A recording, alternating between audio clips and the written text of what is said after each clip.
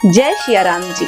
आप सभी भक्तों को पद्मिनी एकादशी की, कमला एकादशी की हार्दिक शुभकामनाएं। भगवान श्री हरि विष्णु की भरपूर कृपा अपने भक्तों पे बरसती रहे।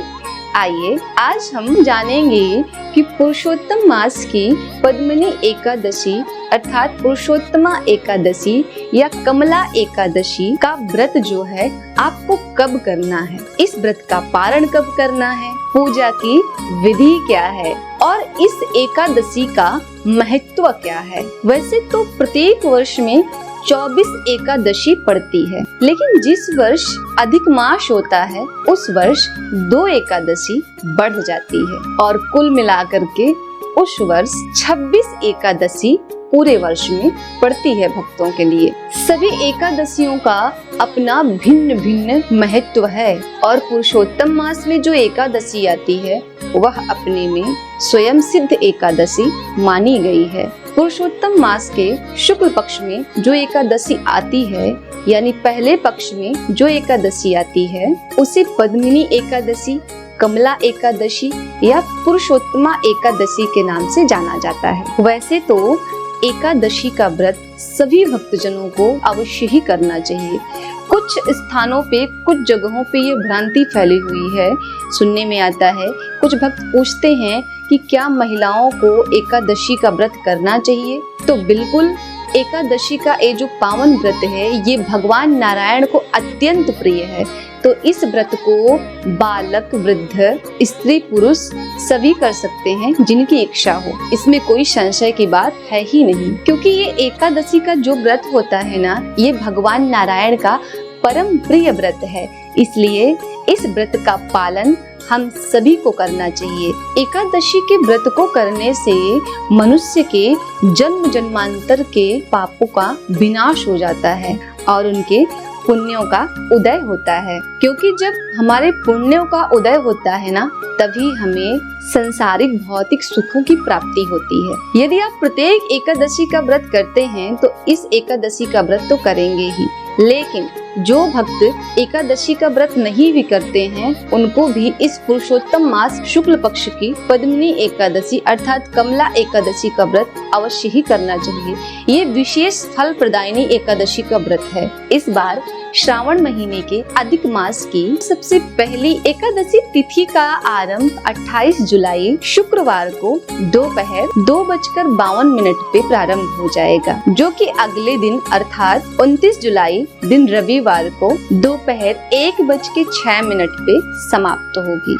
अर्थात पुरुषोत्तम मास की इस पद्मिनी एकादशी का व्रत 29 जुलाई दिन शनिवार को रखा जाएगा। साथ ही इस व्रत का पारण यानी कि व्रत खोलने का जो समय होगा वो 30 जुलाई दिन रविवार के दिन प्रातःकाल 6:06 से 8:06 तक रहेगा। जो भक्त, जो माताएं बहनें एकादशी व्रत का पालन करते हैं, एकादशी का व्रत रखते हैं, उनको दशमी तिथि से लेकर के द्वादशी तिथि तक कुछ विशेष नियमों का पालन अवश्य ही करना चाहिए।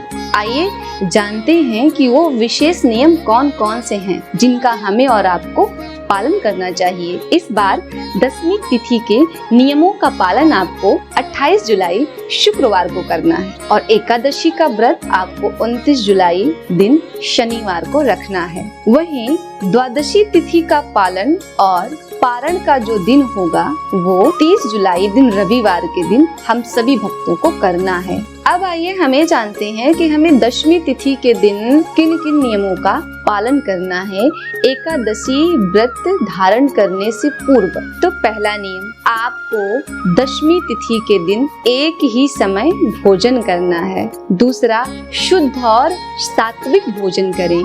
तीसरा नियम है भक्तों के लिए कि दशमी तिथि के दिन से आपको लहसुन, प्याज, मांस, मदिरा का सेवन कदापि नहीं करना है। चौथा नियम, कटहल की सब्जी या कोई भी अवाक्ष भोजन आपको ग्रहण नहीं करना है। इसी दिन से आपको चावल नहीं खाना है। दशमी तिथि के दिन से ही आपको चावल नहीं खाना चाहिए। शहद का सेवन नहीं करना है आपको। पराये अन्न अर्थात दूसरे के घर का भोजन नहीं करना है आपको। यदि किसी कारणवश दूसरे के घर का भोजन करना भी पड़ जाए तो कुछ दान पुण्य करके आप इस दोष से मुक्त हो सकते हैं। दशमी तिथि के दिन से ही भक्तों को ब्रह्मचर्य का पालन करना चाहिए। अगले दिन 29 जुलाई दिन शनिवार को सबसे पहले आपको ब्रह्म मुहूर्त में उठना है। देर तक नहीं सोना है। मैंने कुछ वीडियो में बताया है कि जो लोग देर तक सोते हैं ना, उनको भगवान की कृपा भी देर से ही प्राप्त होती है। तो एकादशी के दिन आपको सुबह जल्दी सो के उठना है, स्नान ध्यान करना है। स्नान ध्यान करने के बाद आपको अपना नित्य पूजन करना है। नित्य पूजन करने के बाद आपको एकादशी व्रत का संकल्प लेना है। संकल्प कैसे धारण करना है, इसके लिए सबसे पहले आप अपना आसन बिछाइए और आसन बिछा करके भगवान की तरफ मुख करके या उत्तर दिशा की तरफ मुख करके या पूर्व दिशा की तरफ मुख करके एक शुद्ध घी का दीपक जलाइए। दीपक जला करके एक थाली लीजिए, उसमें कुछ आवश्यक सामग्री रखिए, जैसे जौ हो गया, तिल, पीले पुष्प और तुलसी दल। जैसा कि एकादशी के दिन चावल का उपयोग नहीं किया जाता है, चावल खाना भी सर्वथा वर्जित है और चावल का उपयोग, अक्षत का उपयोग हम पूजा में भी नहीं करेंगे। अक्षत के स्थान पे एकादशी के दिन हम तिल या फिर जौ का उपयोग करते हैं। तो ये सारी जो सामग्रियां हैं विशेष, इसको आप रख लीजिए और रख करके भगवान के समक्ष एक दीपक जला करके अपने व्रत का आप संकल्प लीजिए।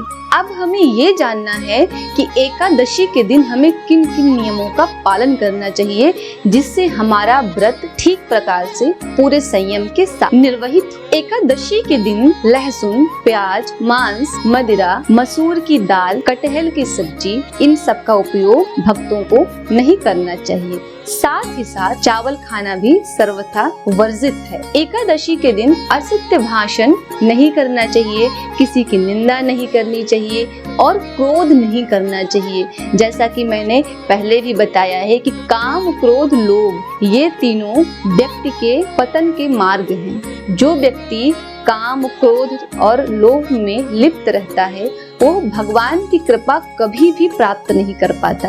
तो यदि हमें भगवान की कृपा प्राप्त करनी है और हमें अपने इस एकादशी व्रत को पूरे संयम के साथ निर्वहन करना है तो क्रोध से बच के रहना है। एकादशी के दिन ब्रह्मचर्य व्रत का पालन करना है, अनैतिक कार्यों से बचना है। हमारे शास्त्रों में 3 प्रकार के पाप बताए गए हैं, जिसमें आता है कायिक, वाचिक और मानसिक। कायिक पाप का अर्थ है इस शरीर के द्वारा गलती से जो पाप हो जाए उसको कहते हैं कायिक पाप। वाचिक पाप का अर्थ है हमारी वाणी के द्वारा गलत शब्दों का उपयोग। मानसिक पाप का अर्थ है किसी के विषय में गलत मनोस्थिति रखना, गलत सोचना और मन में गलत विचारों का उत्पन्न होना मानसिक पाप कहलाता है।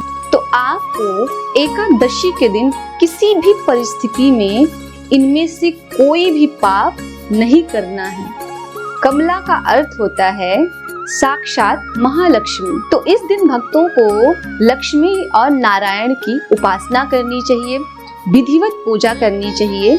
जो भक्त पुरुषोत्तम मास शुक्ल पक्ष की कमला एकादशी का व्रत करते हैं उनके जीवन की समस्त मनोकामनाएं पूर्ण होती हैं। इस दिन भगवान की कथा का श्रवण करना चाहिए, पाठन करना चाहिए और जितना अधिक से अधिक अगर आप भगवान का जप करेंगे उतना अधिक आपको भगवान की कृपा प्राप्त होगी। भगवान की कथा श्रवण करने से पूर्व एक विशेष बात का जरूर ध्यान रखें, भगवान की कथा जब भी श्रवण करें तब ब्राह्मण के द्वारा ही हमें श्रवण करनी चाहिए, क्योंकि हमारे शास्त्रों में कहा गया है ब्रह्म वाक्य जनार्दनम, अर्थात ब्राह्मण के मुख में साक्षात जनार्दन अर्थात भगवान नारायण वास करते हैं। और तो और ब्राह्मणों को पृथ्वी का देवता भी कहा गया है। ये जितने भी मंत्र हैं ना, इनके अधीन समस्त देवी देवता रहते हैं और ये जो मंत्र हैं ये मंत्र ब्राह्मणों के अधीन रहते हैं। इसलिए पृथ्वी के साक्षात देवता यदि कोई है तो वो है ब्राह्मण देवता। यदि आप कोई भी कथा ब्राह्मण देवता के मुख से श्रवण करते हो तो ही आपको कथा सुनने का संपूर्ण फल प्राप्त होता है। एकादशी के दिन भगवान की कथा का श्रवण, भगवान का नाम जप और रात्रि जागरण भक्तों को अवश्य ही करना चाहिए। और एक नियम है,